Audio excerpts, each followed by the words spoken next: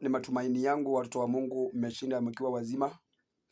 Kila mtu ajiandae, tukutane mwendo wa saa 10 hapa kwa ngurupu. Takuwa nafundisha kuhusu vile mtu anaweza fanya akajitenganisha na laana, vile mtu anaweza fanya akajitenganisha na laana za ukoo, laana za wazazi, laana za ndugu zako, laana za watu waliokulaani damu moja na wewe. Laana zote mali zimefika. Kwa hivyo tukutane mwendo wa saa 10 kamili, ndio nitakuwa ninafunza hiyo.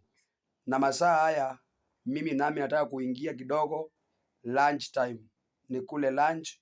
Kwa hivyo wewe unayetaka kusimama na mimi katika lunch time yangu, simama na mimi.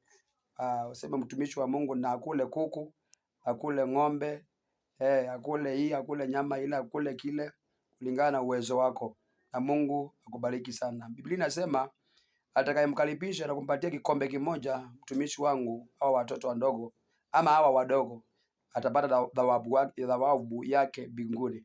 Kwa hivyo ni karibuni nyote sana, Mungu awabariki sana. Huduma imenishika hapa kweli kweli, lakini Mungu ni wa neema. Nasonga na mbele na kazi ya Mungu ninasonga. Kwa hivyo ni karibuni nyote na Mungu awatende mema.